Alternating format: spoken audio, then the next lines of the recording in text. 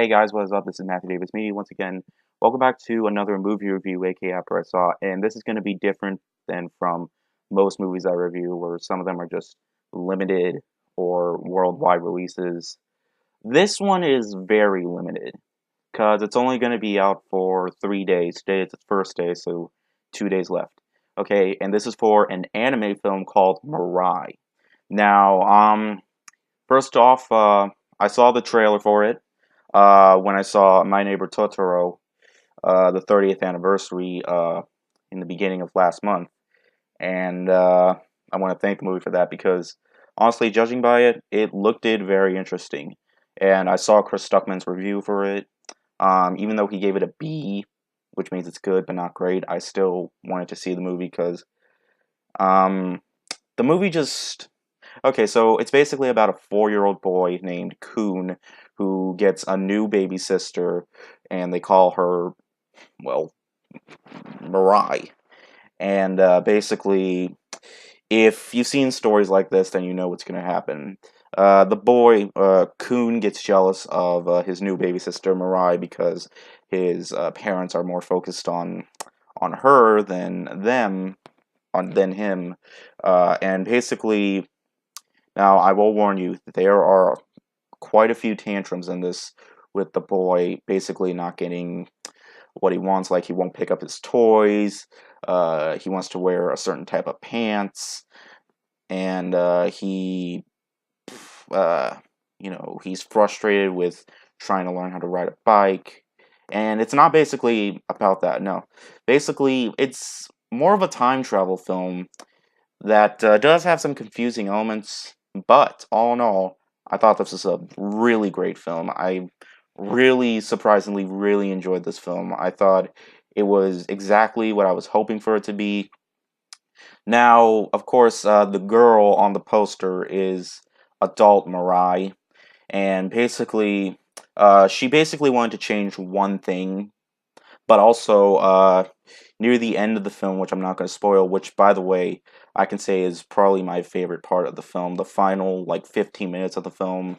It was absolutely incredible, and that's another thing I want to mention. The animation is absolutely phenomenal. Like, of course, most Japanese animated films look absolutely amazing, and this one is no different. Well, it sort of is. It's both a mixture of both hand-drawn and CG animation, and it didn't really bother me that it was both CG and hand drawn. It still looked absolutely beautiful, and I appreciated this movie more because after the film was over, I stayed after the credits. There was a documentary, a brief like 10-minute documentary about the film with the director. I forgot what his name was, but he's supposed to make he made some other great films that I might want to check out sometime. I've heard of them. I think he directed a film called The Boy and the Beast. I've heard of that film. I'm not sure if he directed. I think he did.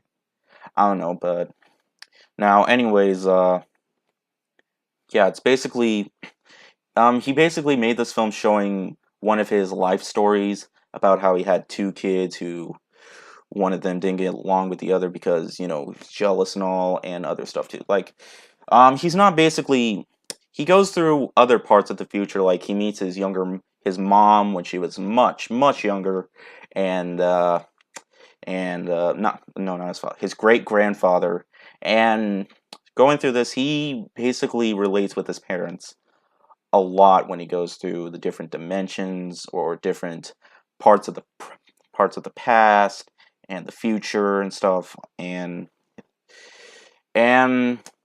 like I said, there are tantrums in this movie, which I honestly, it didn't really bother me that much. I mean, you might go into this movie thinking about, oh, this movie's about a spoiled brat, but you know what? I expect that because, okay, I know, you're gonna tell me about that little kid show with the kid in the yellow shirt. Cried didn't want to go to the circus. But just forget about that. Forget about that. I'm not talking about that. I'm talking about this. And, geez, I don't know what else to say, but it's a solid film. Bottom line, I had a great time with this movie. It's visually stunning. Characters, for the most part, are likable, despite the drama that happens. You know what? You know what? It really did not bother me in the slightest. I could see what was going on. You could understand what was going on during the moments with the family and stuff. And this, surprisingly, this is basically about the boy in this, the main boy. You see him throughout the entire film, and I really had to honor that the fact that the main character is really young, and I appreciated that. I mean, I mean, Studio Ghibli's films, most of their films, a lot of their films actually, the main character is a child. You know, like we got Shihiro and Spirited Away, Kiki and Kiki's Delivery Service, Ponyo and Ponyo, Arietti, Secret World of Arietti, and yeah, stuff like that. So yeah, all in all, gorgeous cinematography and visuals and animation combined with a really, really excellent and for the most part well told story. The only thing though, like I mentioned, is it can be kind of confusing why he's transported to these worlds. Like it's kind of unexpected actually. But you know what? For the most part, it was still a great experience. I was going to give this a 4 out of 5, but you know what? I enjoyed this movie a lot more than I thought I did. So, I'm going to give it a 4.5 out of 5. So, yeah, definitely check this film out. It's playing December 5th and December 8th. If it's playing in a select theater near you, and if you're a fan of the director, again, I forgot what his name was. I probably should have checked first, but oh well. Anyways, yeah, if you're a fan of anime, this is definitely one for you that you should check out, definitely. And for PG, there isn't any language or violence or anything like that, but there was actually a scene that was, honestly, has me surprised. I think anime films can get away a lot more than normal animated films. I mean, most anime is aimed towards like adults, like really. I will say it's not as good as Your Name, which is another anime film that I watched, not in the theater. No, I had it on Blu-ray. Such a great film that I actually really want to talk about one day. But I think I want to rewatch it again first so I can understand the entire thing.